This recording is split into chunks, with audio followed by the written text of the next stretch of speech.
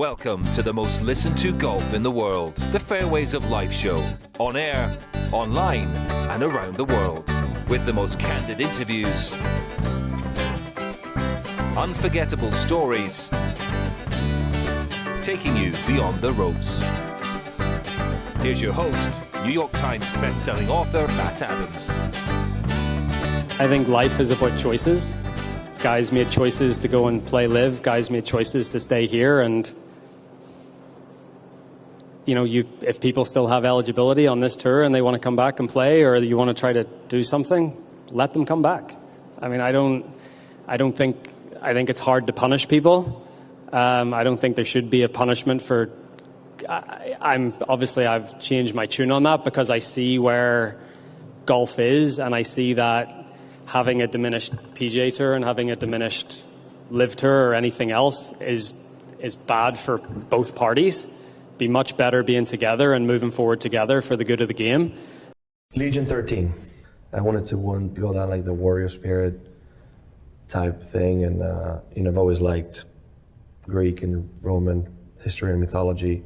But the actual Legion 13 was a legion that was very faithful to Julius Caesar on his way back to Rome to take over, for lack of a better word, to become emperor, right? So that the sense of loyalty and togetherness and being a team with one goal, charging towards winning was something that I really liked. Even though there was a lot of names that I liked. Like the Spanish Armada I liked, but that would only make sense in my mind if four of us were Spanish. Right. The Matadors, that was good, but that was Sevy's nickname.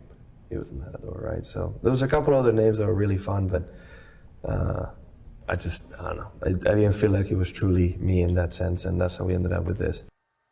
Welcome into the Fairways of Life show, folks. Absolute delight to have your company from wherever you are joining us. My name is Matt Adams. Dom and Andrew are behind the glass. So the sound that you just heard, first of all, from Rory, you will hear it more so in just a few moments. I'm going to go deep into Rory McIlroy's press conference at Pebble Beach yesterday. The piece with Jon Rahm, I found it on golf.com's Instagram account, talking about Legion 13 and what that name means and the significance of it. We'll get more into his team, fully assembled now and announced to the world in just a moment. But first, Golf Central has reported that a deal with the Strategic Sports Group is imminent. It is valued at $1.5 billion and possibly as high as $2 billion. Golf Week is reporting that a Tour Player Advisory Council call is scheduled at 8 a.m. Eastern Time this morning, should already be underway. Additionally, PGA Tour Commissioner Jay Monahan has invited members of all three tours to participate in an important and timely, quote, close quote, update during a conference call scheduled for 9:30 a.m. today. The status of negotiations between the DP World Tour, the PGA Tour, and the Public Investment Fund of Saudi Arabia are unclear, but sources are reporting that progress is being made. Now, as to Jon Rahm's announcement of his team, Legion 13, he said yesterday it will include the recently signed Terrell Hatton. Hatton, of course, the 16th ranked player in the world. Caleb Surratt, who is a sophomore at Tennessee. He will turn professional for the opportunity. Surratt is the 10th ranked player, amateur player currently in the world. He was a member of the 2023 Walker Cup team as well. And then finally, Kieran Vincent, who was one of three players to qualify for the league via the LIV Golf Promotions event. 26-year-old Vincent is from Zimbabwe. He won the 2023 International Series Vietnam. He played collegiate golf at Liberty University in Virginia, where he was the Big South Conference Rookie of the Year in 2017. Jon Rahm is scheduled to address the media today. There are a number of different teams, and we'll get into the press conference schedule for you now. Legion 13 will be at 3 p.m., Crushers at 3:30 p.m., and then tomorrow, because remember, it's a Friday start, Torque and Fireballs at 3 p.m. and 3:30 p.m., respectively, from Mayakoba. If you go on to the Fairways of Life YouTube channel tomorrow, you can see Jon Rahm's full press conference posted there. Now, as to Rory McIlroy, he did address the media at Pebble Beach yesterday. He was asked a number of intriguing questions, of which we just showed you a little glimpse of an answer. He was asked having DJ and Jon Rahm, etc., out of the Pebble Beach Pro-Am, does it cheapen the field in terms of a win there? Fascinating conversation and response. Thoughts on LIV players competing again on the PGA Tour. What was his discussion with Terrell, and would it have been different had it taken place a year ago? Given his success since leaving the board, does he wish that he had done it sooner? And then this, with Terrell going to LIV, are you becoming numb to these moves at this point? Look, at the end of the day, everyone needs to do what's right for them. I had a long talk with Terrell on Sunday, completely understood where he was coming from. I've sort of been, I've talked to him quite a bit about it over the past month. And it got to the point where they, negotiated and got to a place where he was comfortable with. And, he has to do what he feels is right for him. So, I'm not going to stand in anyone's way from making money. And if what they deem life-changing money, absolutely. But, I think the delay of TGL was a blessing in disguise. I think 10 months is a long time, especially in the game of golf right now. And, who knows what the landscape's going to look like in 10 months' time. So I think at this point, all I see is opportunity. I certainly think that there's tons of opportunity within the game to do great things. And, who knows? Terrell might still play TGL in 10 months' time, depending on what happens.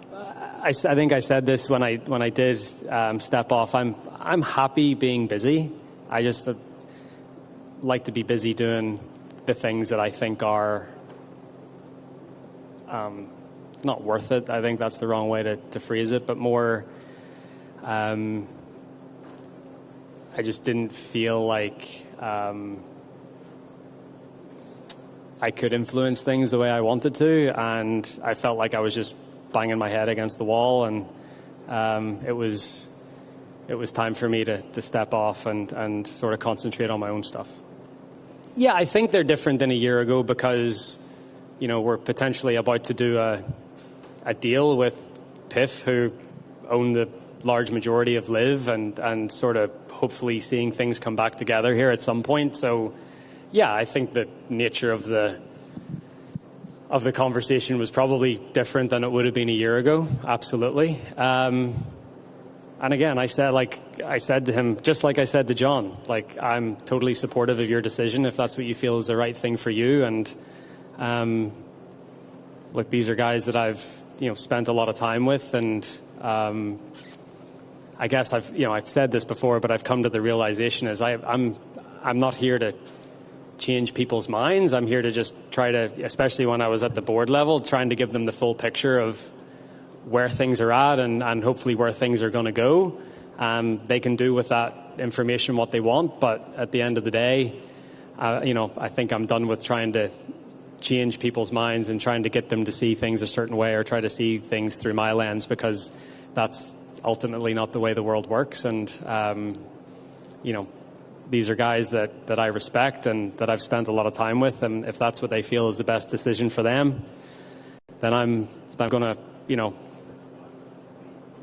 be supportive of that decision and let them go and do their own thing.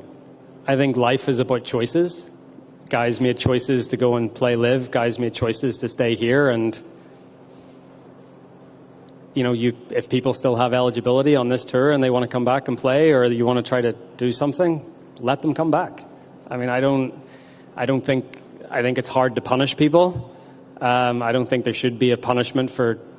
I've changed my tune on that because I see where golf is, and I see that having a diminished PGA Tour and having a diminished LIV Tour or anything else is bad for both parties. Be much better being together and moving forward together for the good of the game, and that's my opinion of it. So, to me, the faster that we can all get back together and start to play and start to have the strongest fields possible, I think is great for golf. Yeah, I'd like to win here and stand up with a trophy on 18 green and know that I've beaten all of the best players in the world. So, yeah. Rory McIlroy, definitely with a sense of an olive branch with his comments to the media now relative to golf coming together and the prospects of the same. And we may be finding out more in just a little while as to some of those stages of so-called golf coming together, which, if it includes the Strategic Sports Group, will that be something that will be announced within hours? That remains to be seen. We shall find out more, and we will continue to keep you updated on how negotiations, in as much as we know, are progressing with LIV and the public investment fund that owns them. Now, weather out at Pebble has been a big story early on this week because, Dom, I guess it's looking quite ominous. What do we know at this hour? At this hour, we know it's not good. I'm going to read the PGA Tour's official forecast, extended forecast. Wind advisory, 7 a.m. Wednesday to 4 a.m. Thursday. An approaching cold front will bring moderate to heavy rain and windy conditions Wednesday afternoon into Wednesday night. Southerly winds are expected to increase to 20 to 30, gusting to 40 to 45 miles per hour ahead of the front on Wednesday afternoon, with 1 to 3 inches of rain expected through Thursday. Showers and isolated thunderstorms will continue Thursday before moving to widely scattered showers on Friday, and drier conditions will return on Saturday before the next system brings another round of heavy rain and wind on Sunday. So we are looking at rain, serious rain, lots of rain, and wind, serious wind, 45-mile-per-hour gusts. I mean, Sunday's forecast right now, south-southeast, 25 to 30-mile-per-hour winds, gusting at 50. And it is not 75 degrees, folks. 50. We are looking at temperatures into mid to low 50s. So not good. The answer is not good, Matt. Now, I don't know what your Doesn't question of look the day today is, Don, but after that forecast, I'm hoping that your question of the day is, do you like to see professionals struggle in weather conditions like that? Right? 50 miles an hour. We're talking about going back to 1992 and Tom Kite winning the U.S. Open there. Except it was sunny then. I think a more pertinent question, this is not the question of the day. I'll give you the question of the day in a second, but you're making me think about this.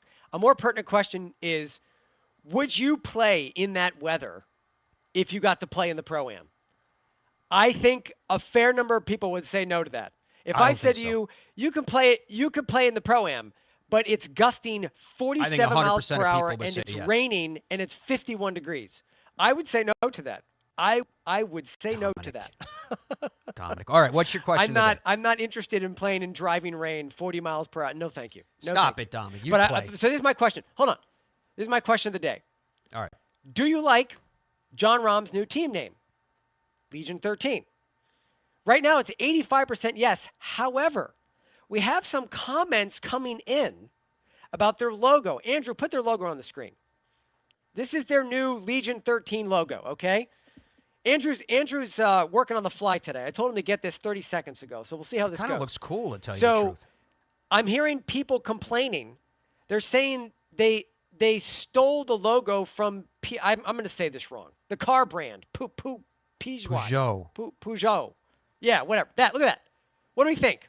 Andrew, can we put that close together? Well, there's a lot of lions that are used in a lot of different logos. Well, also, for those of you kids of the 90s, kids of the 80s, the Thundercats. That is the Thundercat logo. That's what I mean. That stealing? How are we feeling about this? No one has the rights to use just the lion head. I mean, MGM used it for years, the big roaring lion. Theirs wasn't also, just a pink silhouette, is an interesting choice there. Like Andrew made, like the Legionnaires, like the Roman, like it should be red. Shouldn't it be red? I don't know. I don't get it. What about the three lions with England too? That's kind of a silhouette from the side. There's more of them kind of holding up their paws in that picture. One. Yeah, I don't know. I didn't tell. I like it. I think it's. I'm just saying. I think it's cool. I think his reason for doing it is very, very cool indeed. When we come back, we're going to be joined by a veteran campaigner amongst the world's professional tours. The Fairways of Life show is presented by the PGA Tour Superstore. Yep, they're the #1 golf retailer from coast to coast, and there's a reason. It's because their people are the best. You can shop with the pros at the PGA Tour Superstore. Relax. Easy now. Find your happy place. It's all in the hips. Just tap it in. Yes! Find the latest clubs and apparel at Golf's Happy Place, the PGA Tour Superstore. In Ireland, golf is more than just a game. Come and experience our world-famous links courses and our world-famous Parkland courses, all set alongside world-famous scenery. And visit our world-famous historic sites. And while you're here, enjoy our world-famous hospitality. Fill your heart with Ireland at ireland.com/golf. It screams. It tracks. It's soft. It reacts. It is the Bridgestone Tour B with a game-changing reactive cover designed to spring faster off your driver and stick longer to your wedges. Try Bridgestone's Tour Bs, the Tour Ball reinvented. The Gen 6 iron is a culmination of everything that we have learned as a team, the absolute best golf club I've ever hit. It's something special. Say hello to the new PXG Gen 6 iron. The longest, most accurate irons we've ever made. They go higher and farther than any iron that I have hit to date, and they're so easy to hit. Super excited for the consumer to try this. They're gonna love them. PXG, nobody makes golf clubs the way we do, period. Baseball? Nah. Football? Done it. I think I'm gonna go after the PGA Tour. Bo, you're gonna need the right equipment company. I think I got that. You know Tour Edge backs all their clubs with a lifetime warranty. I know. They ship all their premium custom clubs in 48 hours. I know. All their premium clubs are hand-built in the USA. I know. You know Tour Edge has won 35 times out here. Guys, I know. Pound for pound, nothing comes close.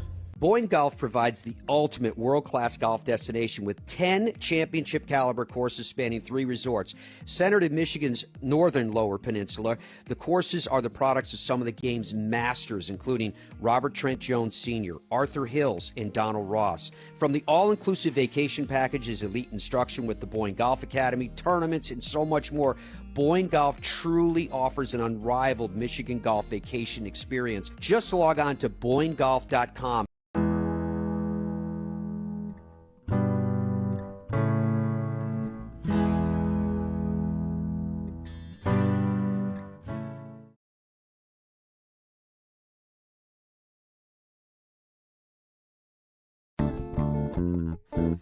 Welcome back to the Fairways of Life show. Hope you guys are having a great Wednesday, getting ready for golf to get underway in just hours from now. Marina Alex is an LPGA Tour player, multiple-time winner on the LPGA Tour. She's had 224 starts on the circuit. She was a member of the 2019 United States Solheim Cup team, 31 career top 10s, Vanderbilt alum. She's 5th on tour in driving accuracy last year. Get this, 83.5% over the entire season. That is insane. Marina, what's going on? How have you been? Good morning. How are you? I'm okay. How you feeling? I'm feeling good. How are you? Good. I'm doing well. So the body is strong, though. The back is good? Yes. Knock on, well, I don't have a lot of wood in here right now, but knock on that everything has been really kind of, I guess for the good part of a year, everything's been pretty solid. So I'm hoping that kind of stays on track. Yeah. When you were kind of at the depths of it, the deepest valley of hoping that all of that would come back and you'd get healthy again, did it go through your mind that you might not? Did it start to go through your mind that you might have to find another path? Definitely. And I think the hardest part of that was it kind of overlapped with the COVID year. So it was a little bit of like a double whammy in terms of not playing a whole lot, but not really, I couldn't play that much. And it was a bit of a struggle. You know, I was home quite a bit, but I also wasn't really going out and doing a whole lot either way. So I think that was kind of definitely a bit of an isolation solitude period, but I think it always crosses an athlete's mind when they're dealing with any kind of an injury. You just don't know what the future holds. You know, it may come back and you may be at full strength again, or it may not be. I mean, that's kind of just the unknown of of what lies ahead, and you work towards getting back to whatever was, I guess, before the injury. And it's never really the same, but I think you start a new baseline and you start a new feeling of what is a good feeling for me, and where am I going to be, in terms of peak strength and performance. And I mean, after a couple of years of working hard on that, I feel like I've found that, and I don't want to jinx it by any means, but I'm hoping that that's kind of where we stay. Do you ever think, Marina, about the road less traveled, that where you would be if you weren't a professional? Sometimes, but it's getting harder and harder to kind of figure out what that road would have been. I'm in my 11th year on the LPGA. I played a year on the Epson, so that's 12 years as a pro, and then my 4 years of college golf were kind of all in, I feel like, the pursuit of professional golf. So, now that I'm 12 years into this, I'm not really sure. People ask me that question, and I'm like, I can't really comprehend like what my life would be had I not been doing this profession for so long. Maybe if you had asked me that when I was in my first couple of years on tour, I might have had a better sense of, things that I was interested in, and what I liked. I always felt like when I was in school, I started to study economics. I didn't really follow through with that. It was a little harder than I could have imagined, just with class scheduling and staying on top of studying. That maybe I was going to do something in the finance world, but I look back on that concept now, and it's like that feels so far removed for me. Not saying that may not be something that the future may hold, like down the road. I have no idea, but it's really hard to picture my life in a different way. So when you talk about that, you've been out there for now over a decade, and you think about a young Marina Alex coming out of school, scarred from her economics education efforts. Yes. If you could go back in time and you could give advice to your younger self at that point, in your early 20s now, trying to make it as a touring professional, with all the experience that you've had, whether it's good or whether it's bad, what advice would you give? I think maybe to just slow down a little bit. In my first few years, I felt like the performance anxiety and the pressure to, keep your card, but to do well, to kind of prove to yourself and to your peers that, you belong on tour and that you are a good player. I think that kind of occupied a lot of my time in my first few years. I always felt like not that I doubted my abilities, so to speak, but I felt like I needed to provide results to kind of back that, to show that, it's not a fluke that I play well, in these events, or that I am, and I think that I look at my career and, you look at 31 top 10s, I think that kind of consistency, shows a little bit for itself. But even after I won in 2018, I was like, okay, I mean, it's great. It's amazing. You're never going to trade a win for anything. And a lot of players go through their entire career and they never have a win at the highest level. But for me, I was like, is that going to be the only win? There's always that doubt. And I think if I could go back and tell myself some things, it's to not let that kind of doubt, negativity, however you want to look at it, kind of propel me. And I think in some ways it did. It was motivating, but it's kind of like a hard thing to carry around. I just feel like you're constantly trying to feel like you belong where you are. And I think I would have probably enjoyed a little bit more had I not been so concerned with some of that stuff. When you use the phrase doubt in your confidence level and everything that it impacts, are you naturally a positive person? Were there times that you felt kind of victimized by circumstance, or where do you stand with that in how it manifests itself in your golf game, of course? Yeah, I think I kind of sway towards the tendency of not being positive. I think I'm a very realist and I'm a pretty pragmatic person. Like if I look at, let's say I'm looking at, some of the best players in the world and what they do well, even now, from like an ability or a skill standpoint, like I'm not blind to the fact that there are some things that I just cannot do, right? With a golf ball, and some people can, and that's incredible for them. I'm not necessarily saying that like I look at that as a negative, but I also look at it like realistically with what I'm limited to, and then what I've been trying to do in this off season, which I feel like a little glimpse of that has come successfully, is like not take those limitations and turn them into, maybe I'm not going to do as well all the time. Like I'm trying to use what would be a limitation. Let's say, like, for instance, distance off the tee. Like I just don't hit it as far as a lot of players do now. And especially as the younger players are coming out, the game is just getting longer and longer. We see it on the men's game, and it's definitely apparent in the women's game as well.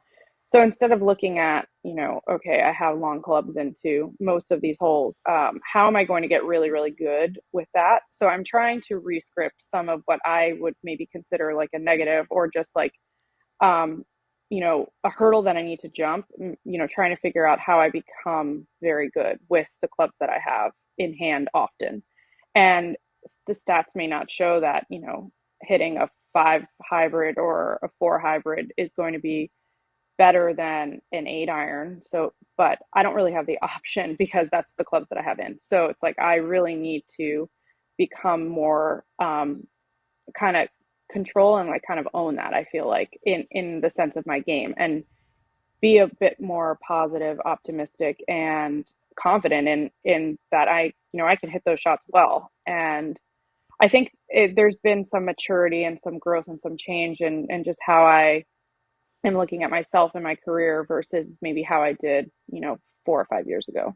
Do you think it's healthy now that we talk more about professional athletes and mental health and what you're thinking and how you're thinking and going out and getting the help that you need to go down the pathways that you want? Absolutely. I mean, just in a small little microcosm of itself last year, the win in 22 was amazing. And that was kind of like a very, it just felt like a full circle moment. 2020 was a very low year for everyone, but, dealing with not playing, I think I played 4 times in that whole season. And I came back in 21, and I was really proud of like just being out there competing and getting through a full year with really no setbacks. But I knew that my game was, really rusty even throughout the entire season. I just felt like I never got the competitive edge that I was kind of looking for, that I had, prior to COVID and all that. And so to get a win in 22 was like incredible. And I felt like it was a lot of work put into that. And then it was, okay, a goal has been reached, but then it applies like an insurmountable amount of expectations. And I'm definitely one that has a difficult time kind of managing those expectations. So I think that at that point I was like, oh wow, Solheim Cup is like a possibility again. And then it went down the expectation route, and it doesn't really manifest itself initially. That whole rest of the year of 22 was solid, but then once 23 started, I was like, okay, it's crunch time.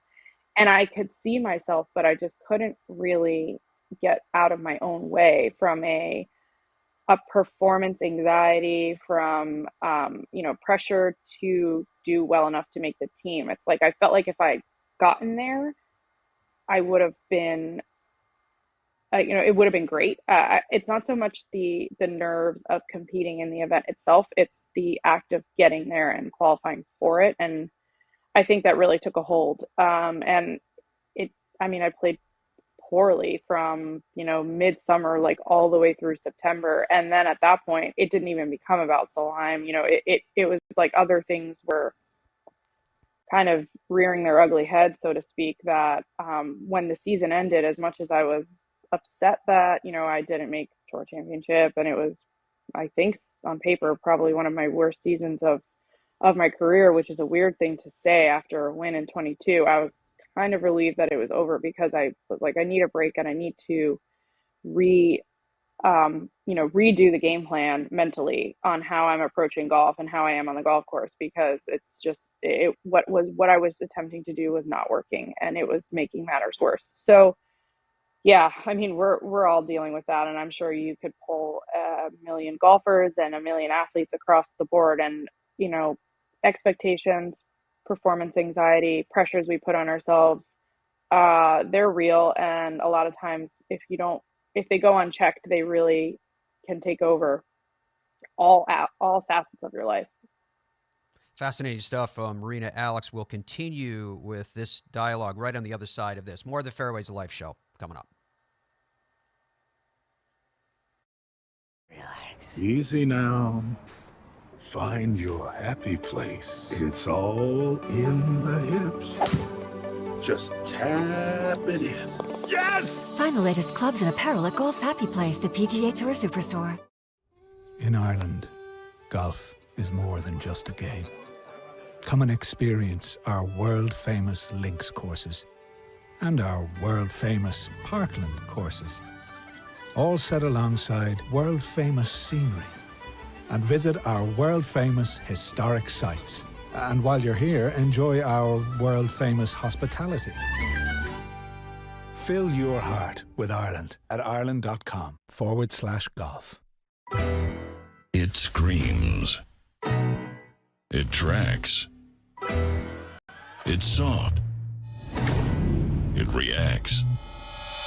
It is the Bridgestone Tour B with a game-changing reactive cover designed to spring faster off your driver and stick longer to your wedges. Try Bridgestone's Tour Bs, the Tour Ball reinvented.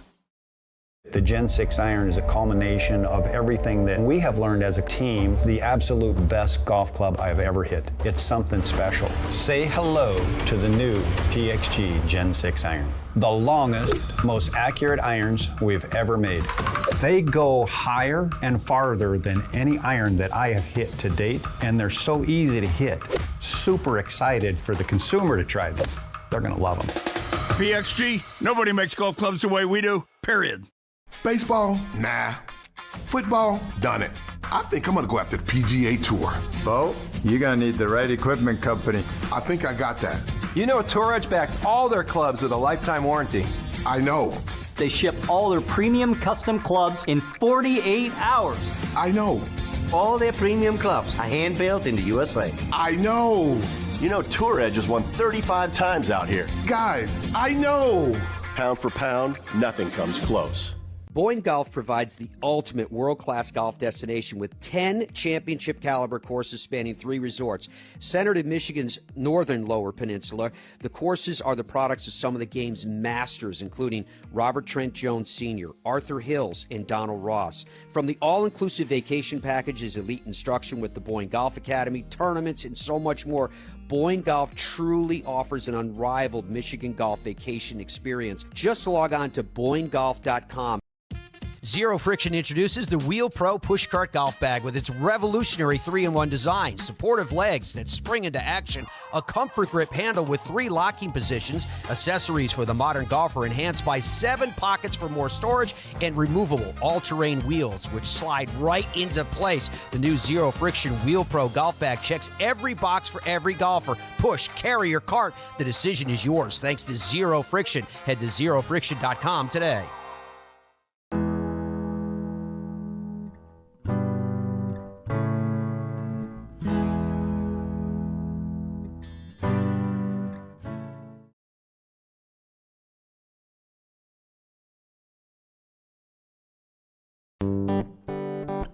Welcome back to the Fairways of Life show. Our guest, multiple-time winner on the LPGA, Marina Alex, who is joining us from a very stark background. Marina, are you home? Are you in a hotel somewhere?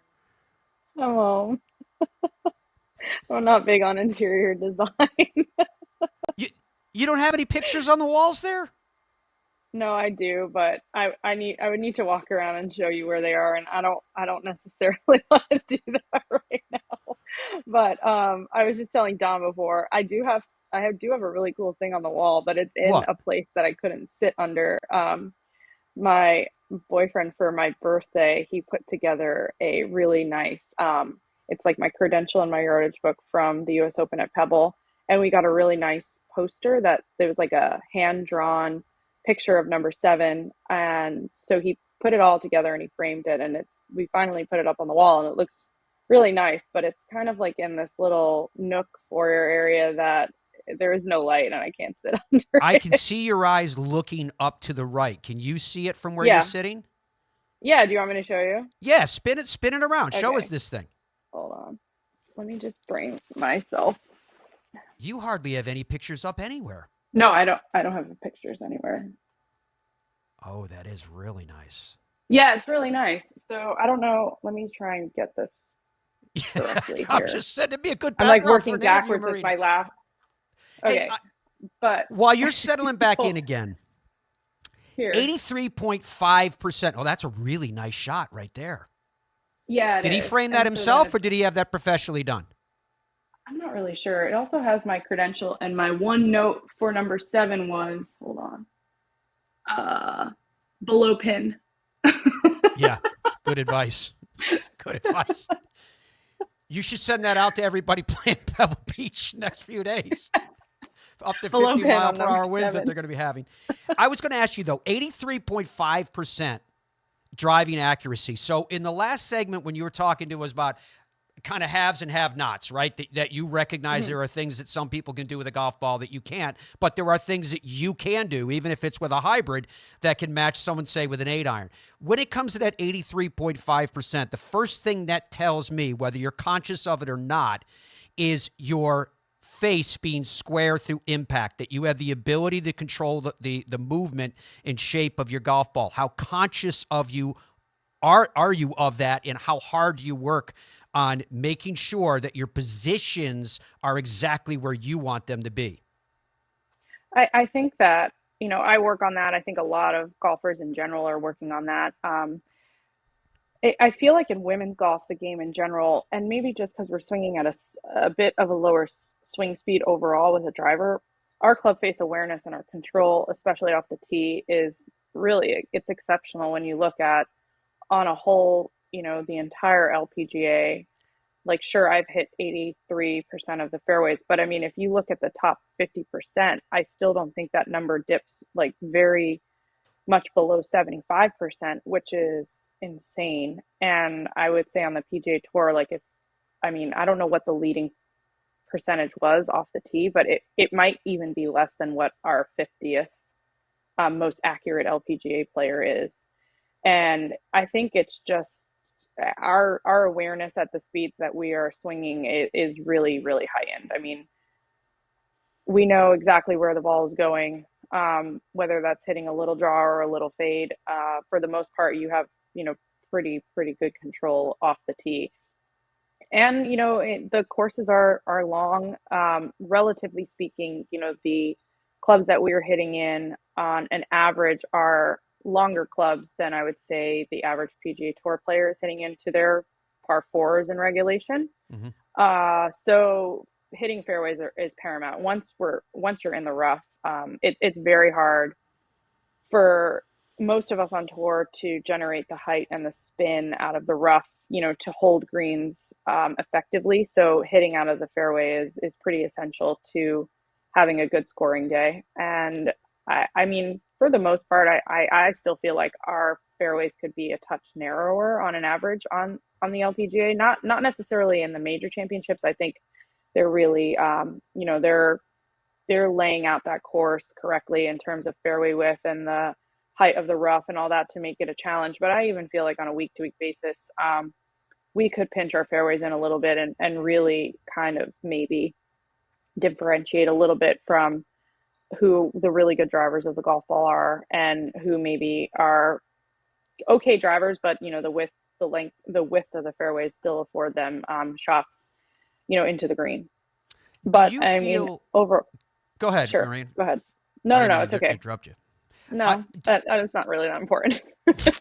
Do you feel? This is why we love Marina. Do you feel that the LPGA is in a good place right now? Is it in a better place, say, than when you joined it? I think so. I mean, the level of competition is outstanding.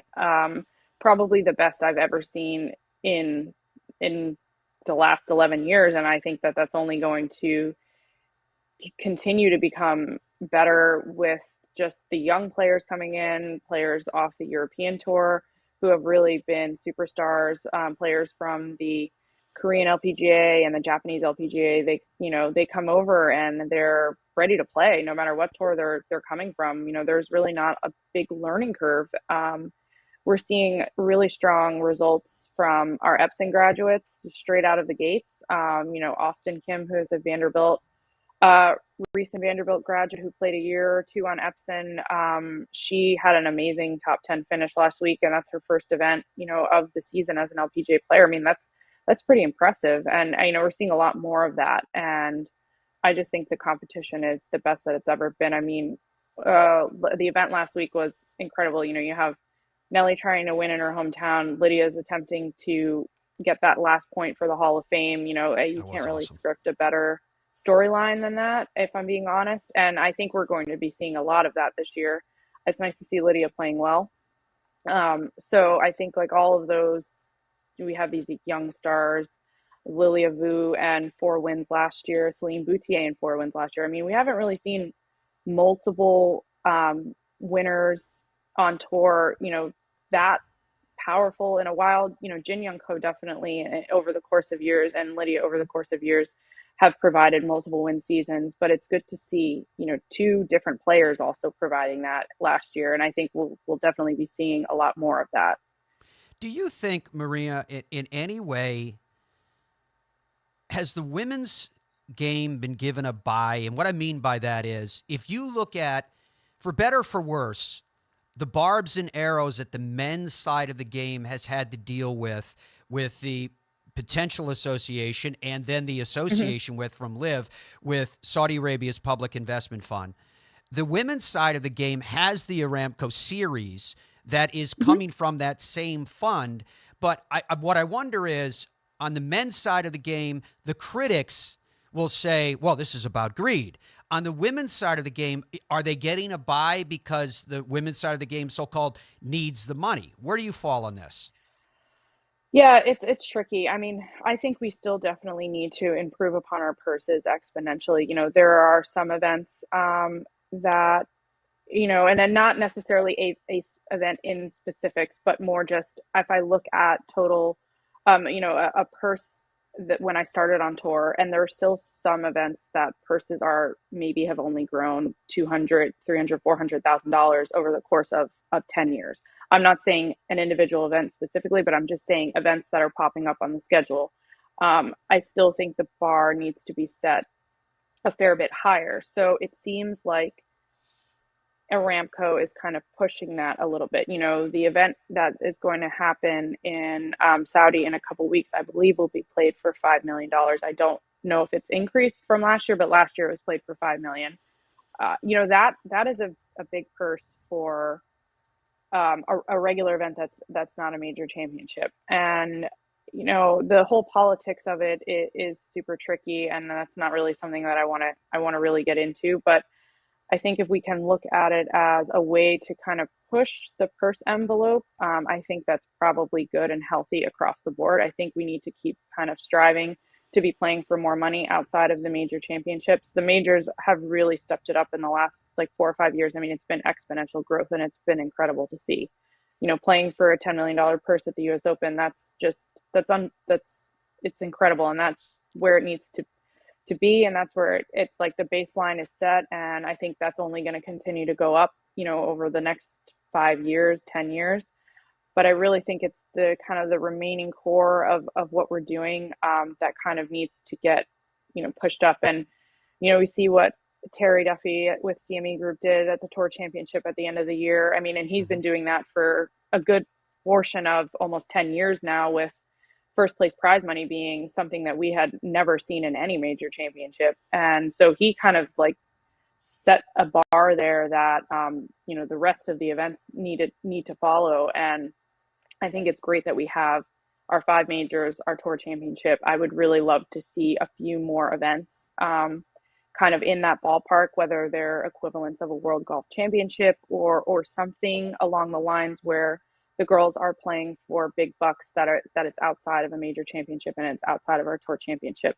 And I think that would garner a lot more attention, to the sport itself, to the LPGA, to women's golf, all of that. And I'm sure we're getting there, but I still think that,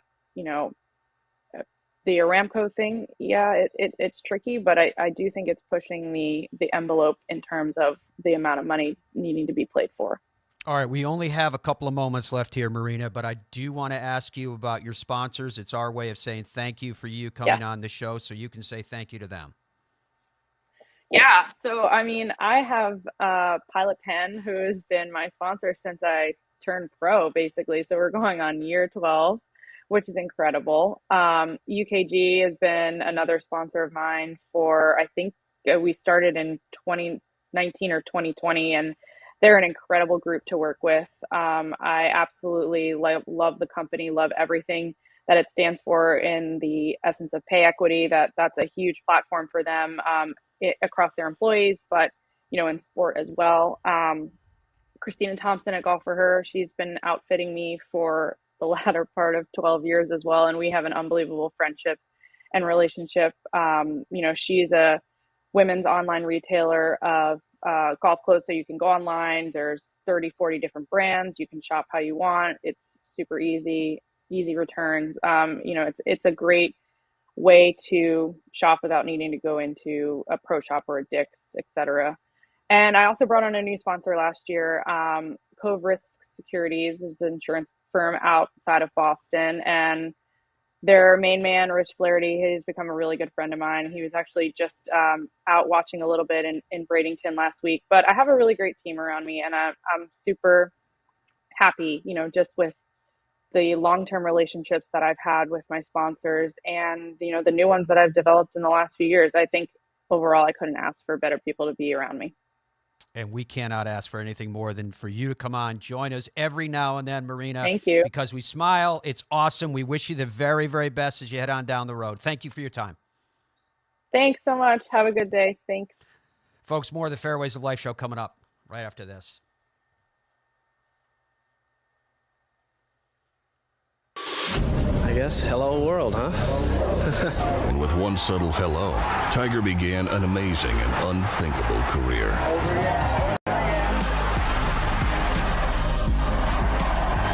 I've done it for 20 years now with Bridgestone. It allows me to play an aggressive style around the greens, and it's allowed me to win a lot of tournaments.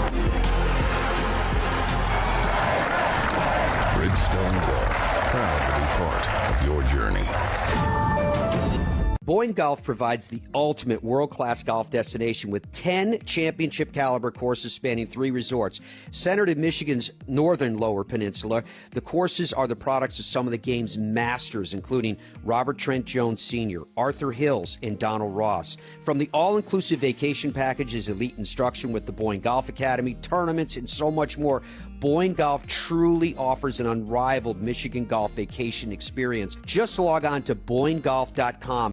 I think when you're training for other sports, or why most people go to the gym is so that they can have muscles and be strong and be healthy. And a lot of the reason why they struggle to play golf is their body doesn't move properly for them to be able to hit a golf ball. And when you're training for golf, it's a little bit different because you're focused more on flexibility and mobility and being strong in motion. When you're able to kind of have a warm up and have a workout routine and kind of gradually build up to where you're training your body to move properly, yeah, you're going to get a lot of big dividends on the golf course. Easy now. Find your happy place. It's all in the hips. Just tap it in. Yes! Find the latest clubs and apparel at Golf's Happy Place, the PGA Tour Superstore. What if we started a company and the company was under no time constraints, no financial constraints? The one constraint is their clubs had to be exceptional performers and much better than any other alternative. I was told time and again it'll never work. It worked like a house of fire. And I'll tell you what, I think our customers love it. BXG, nobody makes golf clubs the way we do, period. Zero Friction introduces the Wheel Pro Pushcart Golf Bag with its revolutionary 3-in-1 design, supportive legs that spring into action, a comfort grip handle with 3 locking positions, accessories for the modern golfer enhanced by 7 pockets for more storage, and removable all-terrain wheels which slide right into place. The new Zero Friction Wheel Pro Golf Bag checks every box for every golfer. Push, carry, or cart, the decision is yours thanks to Zero Friction. Head to zerofriction.com today.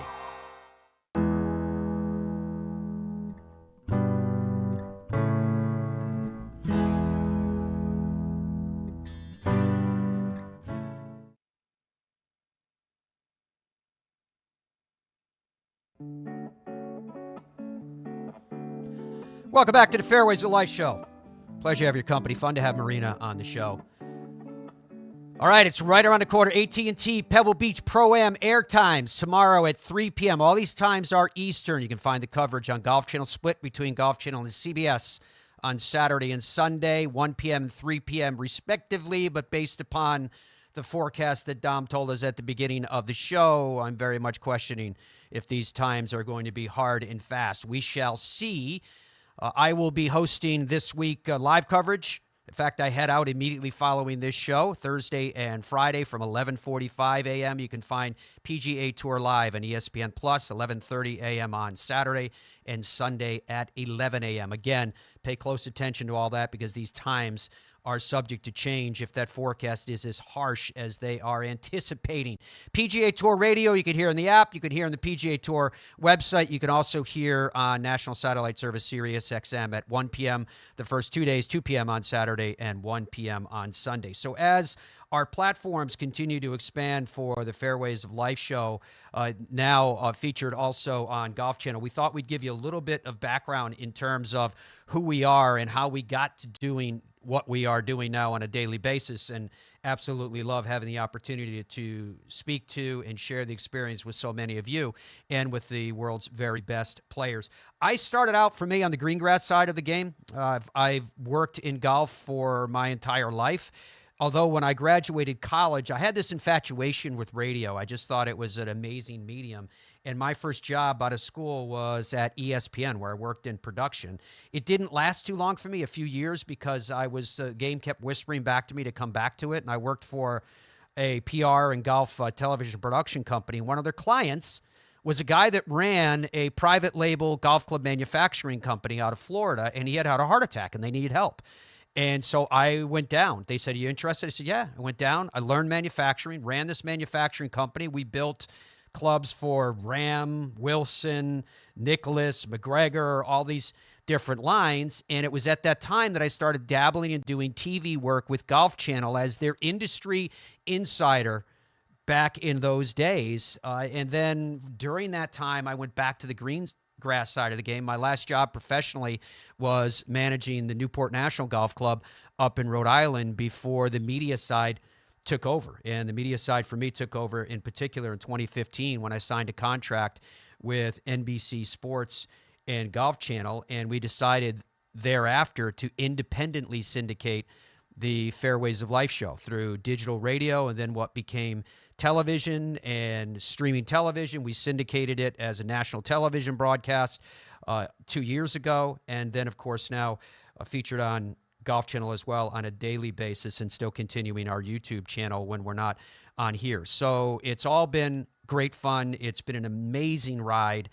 It's been an honor to be with all of you guys. In the middle of all that, I started to write and became, thankfully, a New York Times bestselling author through authoring books under this series, Chicken Soup for the Soul, and now most of my books are about golf. Got another one coming out in the spring. Dominic, I don't remember how many years ago that you started with me. This show started in 2006 as a weekly show on XM radio before Sirius XM merged, and then it became the daily morning anchor on Sirius XM, PGA Tour Radio, for many years before we took it independently, as noted. So, Dom, you've been with us for a long, long time. Tell us a little bit about your background.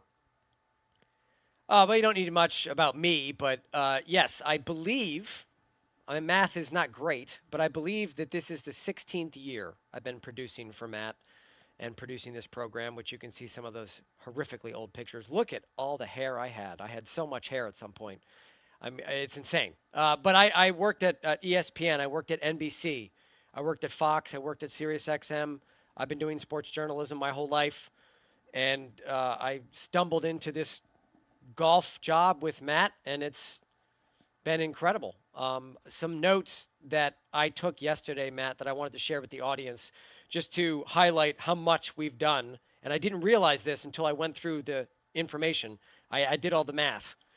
We have done, you and me, have done 3,400 live shows. 3,400 live shows you and I have done over 16 years. And that's 5,200 hours of shows that you and I have done.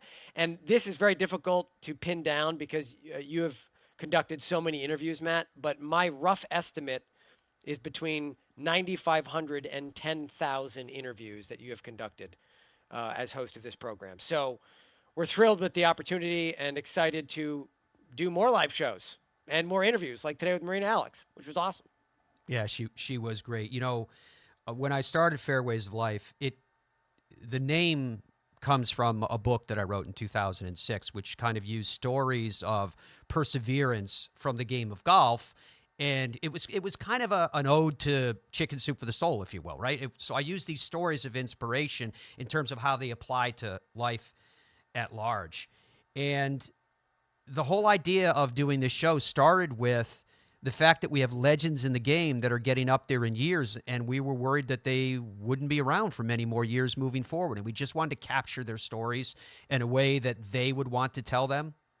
That's how it all started, and that's what's led us to where we are right now. We'll be back with you again if we're spared on Monday, and looking forward to that. Remember, tomorrow you can catch Jon Rahm's press conference on the Fairways of Life YouTube channel. Until we are together again, I hope you guys have a great weekend. Don't forget, live coverage of Pebble Beach starts on Thursday. LIV starts on Friday.